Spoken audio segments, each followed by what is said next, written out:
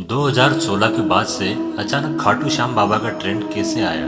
कई बार हमें यह लगता है कि क्या इससे पहले लोग इनकी पूजा करते थे। रोड पर हमारे सामने से गुजर रही हर तीसरी चौथी कार के पीछे यह धनुष का स्टिकर लगा दिख रहा होगा।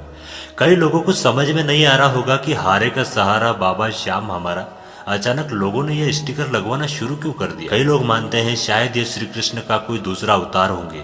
बने रहिए हमारे साथ बाबा श्याम की पूरी वास्तविकता से रूबरू होने के लिए।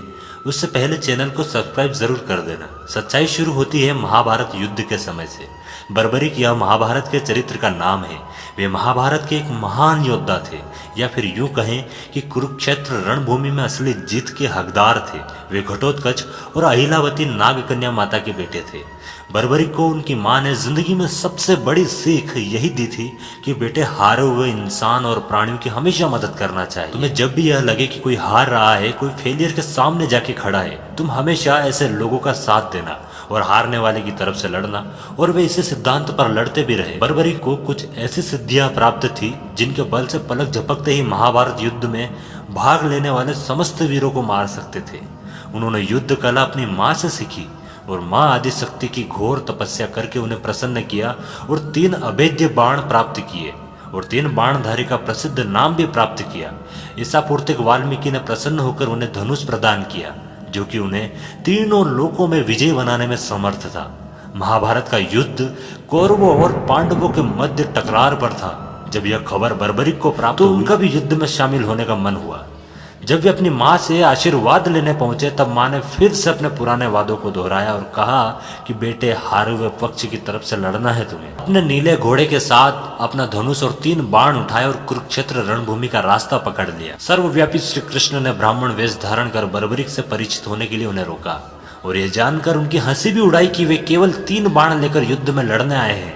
ऐसा सुनने पर बर्बरीक ने उत्तर दिया कि मात्र 1 बाण शत्रु सेना को परास्त करने के लिए काफी है। ऐसा करने के बाद बाण वापस तर्कस में ही आएगा।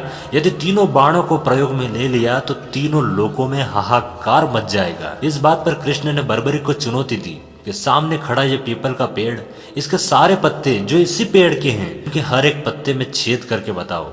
बर्बरीक ने पलक झपकते ही ऐसा कर दिया। श्री कृष्ण को समझ आ गया कि इनके पास साधारण शक्तियां नहीं है।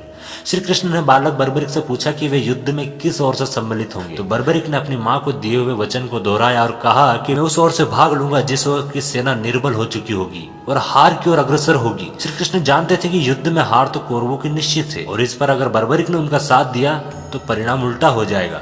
अन्याय, अनिति और अत्याचार और अधर्म होगा। ब्राह्मण वेश में श्री कृष्ण ने बर्बरीक से कहा, मुझे कुछ चाहिए, दान में आप मुझे दोगे। बर्बरीक ने उनसे कहा कि अगर मैं अपने आप को देने लायक समझूं जो आप मुझसे मांग रहे हैं तो मैं जरूर दूंगा। बर्बरीक को बात समझ आई कि शायद ये कोई साधारण इंसान नहीं है। बर्बरीक ने तुरंत कहा, आप अपने असली वेश में आइए। तब ब्राह्मण ने कहा, मैं श्री कृष्ण हूँ, और श्री कृष्ण ने उन्हें अपना विराट रूप दिखाया। उन्होंने बर्बरीक को समझाया कि युद्ध आरंभ होने से पहले युद्ध भूमि की पूजा के लिए एक वीरवर और क्षत्रिय का शीश के दान की आवश्यकता होती है। उन्होंने बर्बरीक को युद्ध में सबसे वीर योद्धा देने की उपाधि को कहा और उनका शीश दान में मांग लिया। बर्बरीक मान भी गए और उनसे प्रार्थना की कि वे युद्ध को लास्ट तक देखना चाहेंगे। श्री कृष्ण ने उनकी यह शर्त मान ली और मार्च अप्रैल महीने की द्वादशी को उन्होंने अपना शीश दान में दे दिया। उनका सिर युद्ध भूमि के समीप ही एक पहाड़ी पर सुशोभित किया गया, जहां से बर्बरीक संपूर्ण युद्ध का जायजा ले रहे थे। ऐसा कहा जाता है कि आसानी से मिल जाए उसकी कद्र कोई नहीं करता। कुरुक्षेत्र की रणभूमि में यही तो हुआ। 5 पांडव मिलकर युद्ध का क्रेडिट एक दूसरे को देने लग गए और लेने लग गए। इस पर श्री कृष्ण ने उन्हें सुझाव दिया कि बर्बरीक का चेहरा संपूर्ण युद्ध का साक्षी है। उनसे बेहतर निर्णायक भला कौन हो सकता है।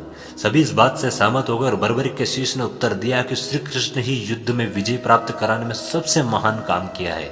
उनकी शिक्षा, उनकी उपस्थिति, उनकी युद्ध नीति, उनका निर्णायक जो था वो युद्ध भूमि में सबसे ज्यादा कारगर साबित हुआ है। उनका सुदर्शन चक्र घूमता हुआ दिखाई दे रहा था चारों तरफ, जो शत्रु सेना को काट रहा था। श्री कृष्ण वीर बर्बरीक के महान बलिदान से बहुत खुश थे। उन्होंने उन्हें वरदान दिया कि कलयुग में तुम श्याम नाम से जाने जाओगे, क्योंकि उस युग में हारे हुए का साथ देने वाला श्याम नाम धारण करने में समर्थ है। उनका शीश खाटू नगर, जो कि वर्तमान राजस्थान राज्य में सीकर जिले में स्थित है, वहां दफनाया गया। इसलिए उन्हें खाटू श्याम बाबा कहा जाता है। जिस भी इंसान को यह लग रहा है ना कि मेरी कहीं कोई सुनवाई नहीं हो रही है, क्यों मैं जहां जाता हूं हार कर निराश होकर लौटता हूं, क्यों इतनी कोशिश करने के बाद भी मैं हारता जाता हूं, एक बार एक नज़र बाबा खाटू वाले से मिला कर आ जाओ, उनके दरबार में अपनी दास्तान सुना कर आ जाओ। दावा है आप कभी हताश या निराश नहीं होगे, हार का सामना कभी नहीं करोगे अपनी ज़िंदगी में। अगर आपको वीडियो सच में अच्छा लगा है तो एक बार बाबा खाटू श्याम के नाम पर इस चैनल को सब्सक्राइब कर दें और इस वीडियो को शेयर कर दें। धन्यवाद।